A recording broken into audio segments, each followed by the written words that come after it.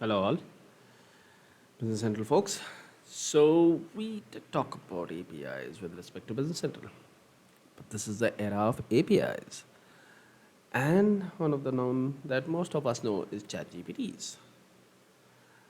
Now, in this series, there might be 3 4 videos in this series.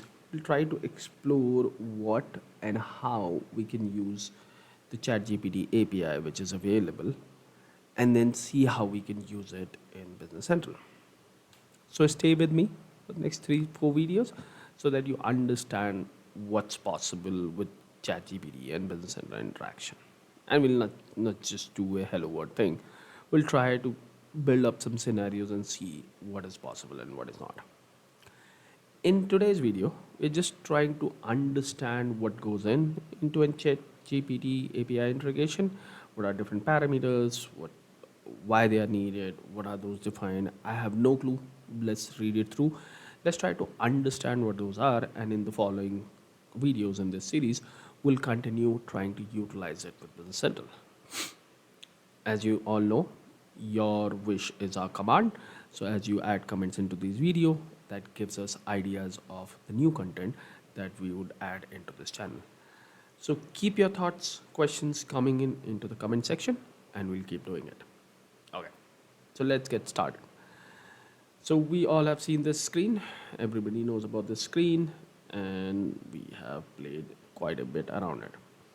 Now, if you have already utilized it for a while, if you have used the ChatGPT, what happens is when you sign up for ChatGPT for the first time, the ChatGPT gives you some free credits, and I have already consumed all of my credits. But I'm right now utilizing my wife's account to showcase this series. So let's understand what it is. So this interface is a user interface where you type in some message and ChatGPT gives you some ideas and some recommendation based on the prompt that you select. So the kind of questions that you'll ask, the kind of answers you will get. As clear as your questions will be, as clear the answers will be. But for a development perspective, what you need to do is you need to go to a page called OpenAI because that's what's behind the scenes, and you land up to this page, which is also ChatGPT. Here, if you look at it, there are options to research, there are options to product, developers, and then when you go into developers, there is an API reference. And that's what we are going to look in today. What is this OpenAI platform and what are the API references? As I was talking earlier, and if you have already consumed it, utilize it from your family's account if you have one, or buy some credits if needed to test this out. Okay. Okay, moving in first, how to check what your accounts look like. You can click on your account here. If you haven't signed in, you will have to sign in. And then from here, if you go into pricings, I guess, if I'm not wrong, not pricings, sorry, my account, you will be able to see the billing part of it. Okay. My credits that are remaining on this account is $4.97, and there is a users plan which tells you that these were granted at a particular date when I started using it, and I have only used $0.03 out of $5 that were granted to me, and all this expires on September 1st, 2023. So I'll have to do it before that. Okay. So that's how you can check that do you have credit left or not, because any calls that you make behind the scene using APIs will require some credits to be consumed. Okay. Now once you are in here, you can go into API references, which gives you the detailed documentation of this API, and that'll help you to kind of understand from where this all is happening. Hope that makes sense. Now let's get into it. So this is the whole documentation library. It says for authentication to this OpenAI API, it uses the authentication with the API keys. In your account, like we were here, you'll be able to set different API keys if needed. Where is that? API keys, and you might have some key which I have already have. You can create new keys if needed. Okay. So that's how the interaction will happen using the API keys. That's important. The API key is a secret. You don't supposed to share it with anyone. It's yours and you should be using it for your scenarios. The way you will generate your authentication header for your API request will go something like this. Authorization, which is a static word, bearer, which is a static word, and then your key that you have. Now, what a request look like for users who belong to the multiple organization, you can pass a header to understand which organization. So if you have multiple ChatGPT account, you have to define the header, which will tell you from which organization you are asking it. And the format goes like this. Your authorization bearer token key and the organization. We will not be using the organization in our example. If you are a Python developer, you do something like this, not just do like this. When you have to make a request to the OpenAI, you have to pass this request and in this format. There are some keywords here: model, message, and temperature. We'll come to that. And we'll also understand what's needed from Business Central perspective. The request queries are GPT 3.5 turbo model. So we'll be using the same model if needed. And then there are some ways how you can do it. Okay. So let's go into come down. Okay, here is the create transcription. How you create a request for an open API. And then we'll see how we do it from Business Central. This is the base URL that you'll call. These are part of your header and these are part of your file in this case, but it can be part of your body. Okay. So this is for audio. So we are not interested in that. We are interested, let's say, in chat. Okay. So when you have to do a chat, okay, there are some of these parameters and I should go down and see what else is here. Compilation. Represent a compilation response to the API. Both the streamed and non-streamed response objects share the same shape, unlike the chat endpoint. Unique identifier, object, Unix time, model, and choice of an array. Okay, let's see what else is here. Okay, so let's see how you create a compilation. Okay, so create a request more or less. The first parameter which is required is model. Which model you want to use. Now we don't know the models that ChatGPT have, so you can either use this API call to get what are the available models. We will not be able to see it here, but yeah, here is the sample. But if you make this call, you will get the models. But what are the different models that are available? You can see the model overview here. When you come into this, it tells you that there are different models based on GPT versions that are available. Delhi for images, Whisper for audio to text, and so there are different versions that are available. Just FYI, Delhi does not give you credits, so we might not be able to check it until unless you pay and do that. But the format will remain same as we use the ChatGPT 3.5 or 4. Okay. Sorry. Now you've come down here, you will get the different model names and when they are available and what are their versions. So we'll be using one of these models that is available. Okay. So that's clear. We know what the value is and it is required. So mandatory. Prompt. What is a prompt? The prompt generates the compilation for each encoded as a string, array of string or array of token or array of token arrays.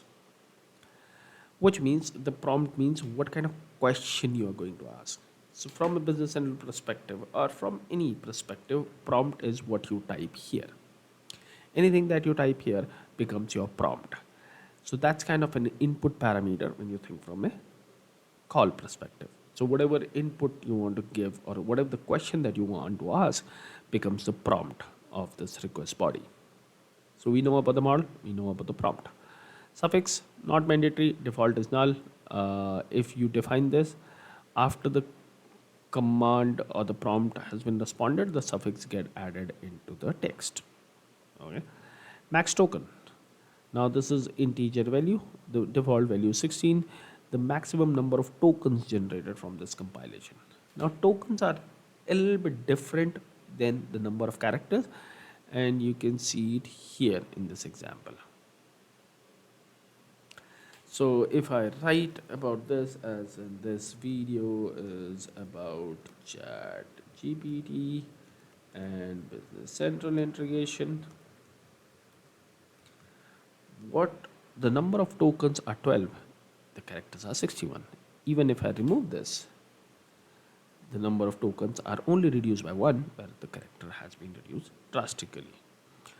So the tokens are a little bit different. So the default value, if you don't assign it to 16, I'll try to set it to maximum, whatever the values that business analyst can support when we use it. The next one, which is interesting, which is called temperature.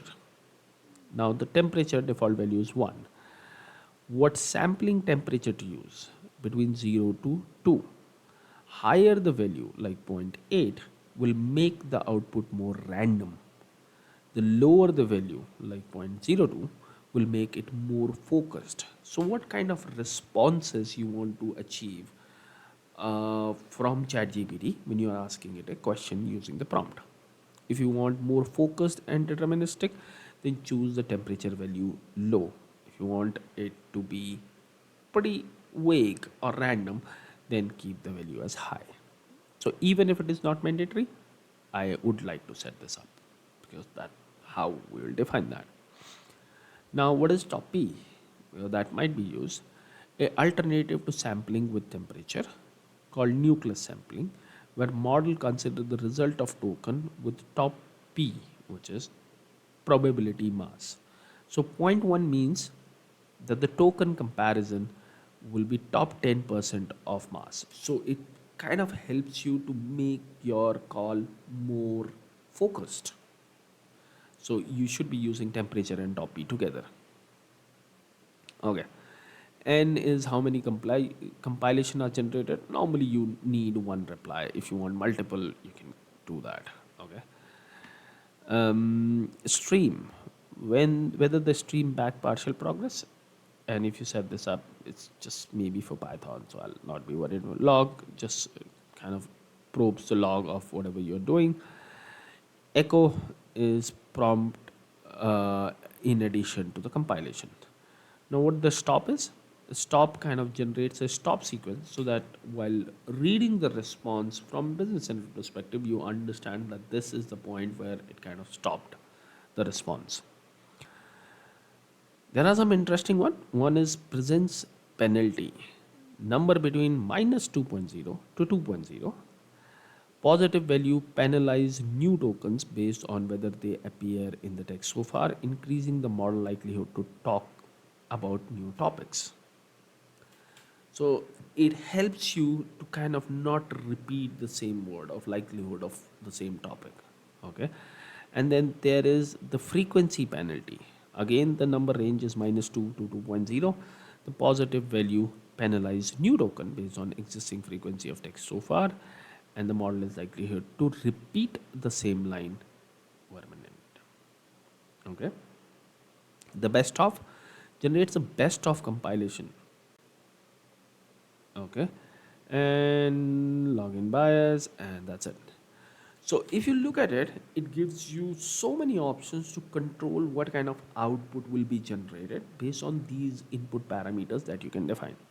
Now, when you think it from a business central perspective or any software perspective that you are interacting with OpenAI or ChatGPT, you can either control it from a setup perspective, that I, for the whole company or for this particular tenant, I would like to have these parameters set in this manner. Or you can do it based on request. Like if I'm trying to read a different kind of do a pretty easy kind of thing, then let's say item description, then I want it to be a little bit flexible to think loud and all. But whereas when I need something which is I need very concrete, then I would need to use my temperatures, frequency penalty, presence penalty, topies in the right way. So when we meet next time, which probably should be tomorrow, what I'll have is I'll have a setup table available. I know everybody knows how to create a table in Business Central. I'll have a setup table available where I'll have some setups defined. What are those setups will be? The setups to start with will be my key, which I'll pick it from my admin panel here and paste it into my business central setup. And then it also have, right now for the demo perspective, I'll make all these as parameter which can be defined on the setup. Now, you don't have to mandate it on a setup table, as I was saying earlier. You can maybe define that very based on request by request. And that's completely up to you how you want to do it. But so in the next video, what we'll try to do is we'll try to utilize that setup table and try to make these calls and see what kind of responses we get when we interact with that OpenAI or ChatGPT model. And based on that request and response parameter, we'll understand what we have to do in Business Central to kind of decrypt that output or to read that output that's coming from ChatGPT. If you are interested more into ChatGPT, do hit the like button, share this video with your friends and family, and do subscribe to this channel. And I'll see you tomorrow with a little bit of coding in Business Central. So stay connected, and we'll see you soon. Thank you. Have a nice day.